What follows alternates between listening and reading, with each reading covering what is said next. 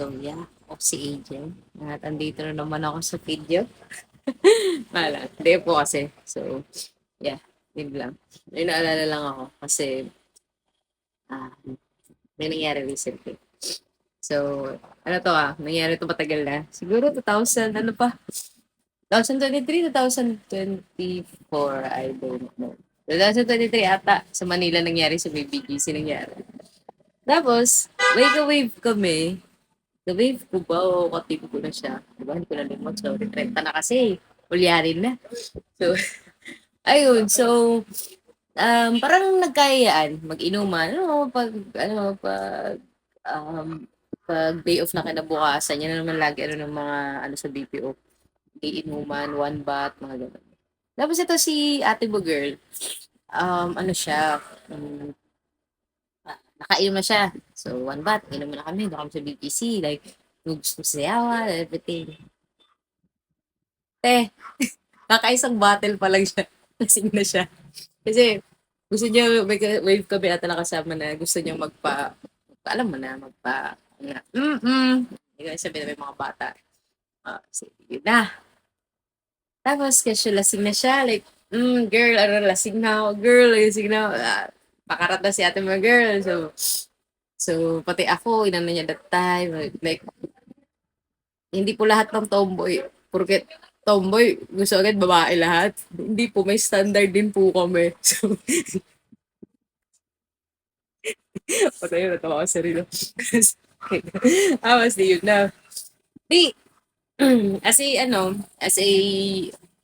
good citizen, good citizen. Kasi nga, lasing na nga kuno siya. So, bilang nakakatandang and that time, kasi bata pa lang siya ata. Ito, isa nasa 20s ko lang siya. Sabi ko, sige, hatid na kita sa saan, basta isa sa kakayan or basta natin ko siya sa sakayan hanggang sakayan lang so yun, nung time na yun, sa Las Piñas pa ako nauwi, magkakasama kami ng kapatid ko. Tapos, may motor ako that time. Tapos wala akong helmet. Kasi hinatid ko siya sa may sakayan. So, lasing daw siya. Alam mo yung feeling na yung, kasi ano yung nangyari, madaling araw na nangyari yun. Mga siguro 3, 2, so wala pang huli that time kasi tulog pa yung mga buhaya doon. So, sorry na agad. Basta, parang hindi naman po sobrang hindi naman sobrang layo. Hinatidan ko siya kahit siya yung pinag-helmet ko. Ako yung ako helmet for the sake of her na. Tapos, yun na, na, ito na kami, di gasyo, ganito, ganyan. Thank you, ganon, ganon. Hindi daw niya kaya, baka daw pwede daw dun na lang sa boarding ko. Sabi ko, hindi talaga pwede kasi doon yung kapatid ko, tsaka di talaga pwede. So, time na may girlfriend ako na LDR kami. So, loyal no? Loyal is, yara. tapos, eto na, di kinabukasan. Ay na. So, parang nagkakwentuhan na yung nangyari nung na nagtanong na, ay, hindi pala.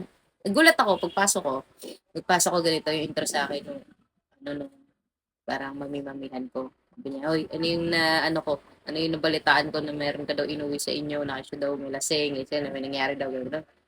Sabi ko, "Ha? Anong nangyari?" Sabi ko, "May nangyari? Anong nangyari? Anong nangyari?" Hindi ko alam yung sinasabi niya may nangyari o ano. Basta, to make it short, parang, she's, story maker. Sabi ko, "Hala," sabi ko, "Hindi, walang gano'n nangyari talaga." Pag naka siya daw, tinatanggihan naman na daw, ako daw nagpipumili. Wala talaga naalalang gano'n. Tapos, wala daw siya maalala.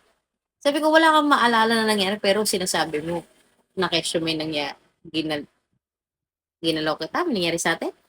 Tapos wala kang maalala. Nakaisang bote ka lang talaga. Isa dalawang bote ka lang. Putang ina talaga. Ako umiinom din ako. Umiinom ako. Naaalala ko pa rin, nakakapag-drive pa nga ako kahit umiinom ako. Ako kasi guys, yung ko, alcohol tolerance ko is napakaliit lang, napakagamay lang. Kasi talagang siguro pag hard drinks, namumula na agad ako. Tapos, na talaga ako na yung, halata mo talagang lasing na ako kasi yung eyes ko is, gano'n na parang sumisingkit na di mo na, tipsy talaga, antok talaga. Tapos, ang pinaka-maano mo dyan, pag nagsuka na ako, tapos nakatulog na ako, yan, lasing na ako yan. I'm gonna stop drink. Pero te, alam ko pa rin kung anong ginagawa ko. Kaya wag mong sasabihin na hindi mo alam ginagawa mo. Kaltok ka sa akin. Yung mga tao nagsasabi niyan, pataka lang kayo, uy. Naaalala niyo talaga yan, imposibleng hindi. Huwag kayong mag-ano. Like, seriously, guys. Tapos yung mga tao din na nagkukunwaring lasing, kasi para lang makarap, para lang yeah. Mm, mm. Gigil ako sa inyo, nanggigigil ako sa inyo.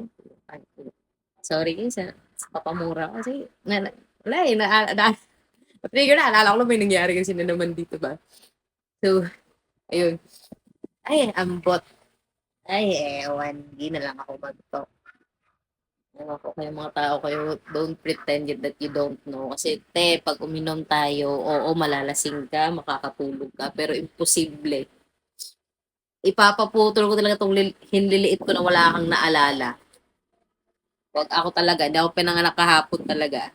Siguro kwento mo sa grade 1, baka sakaling maniwala, pero kami mga trentahin na, huwag mong ikwento sa amin. Huwag mo kaming ganyan na,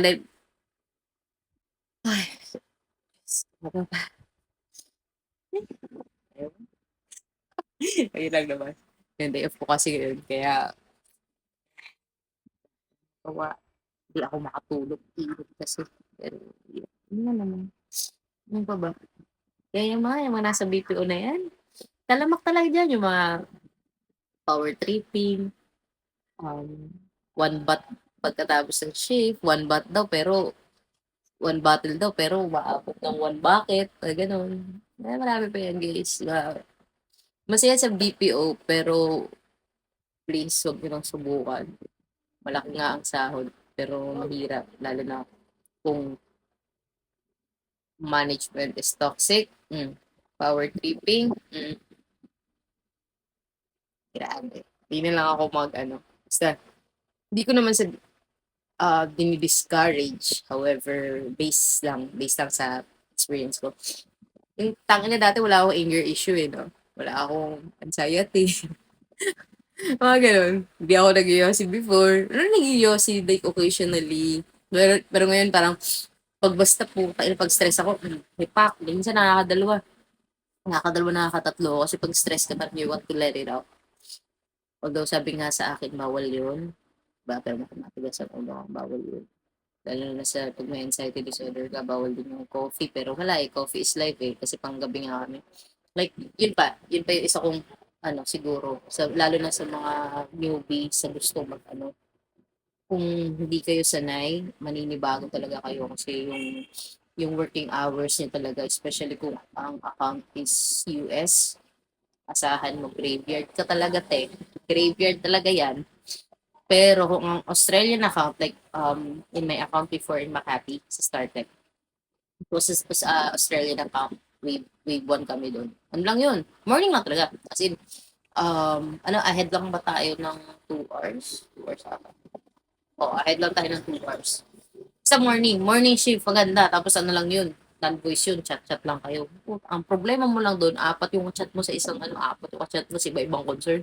Tapos lahat termination, yung iba, dispute, reimburse, mabaliw ka talaga. Talagang yung mga daliri mo talaga, keyboard warriors nila, yung mga daliri mo talaga, gamit na gamit, Hindi ka nga nagsasalita.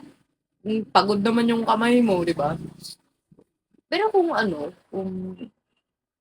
tatanungin ako, oo, masaya yung content mo, yung non-voice. Pero ewan ko, ito ngayon nai-enjoy ko siya, yung healthcare. Ewan ko, ayaw ko lang ako lang ba? Ewan ko, basta hindi ako. So yun, sana yung mga newbie na kayo mag-telco, pero dun din sa mga gusto pa. Pwede nyo gawing starting job, pero don't take it in the long run. Hanap ka na iba. Ako, tapos ko lang magpasok. Schooling. Gusto ko yung gusto ko. Pinasasabihin kasi para meron pa kayong abangan. Yun lang. Bye guys, amping. Yun lang. Tama na, dami ko nang sinabi. Ganito na pala. So, ingat palagi po. Stay safe. Take care. Amping sa lahat. Peace. Bye-bye. See you.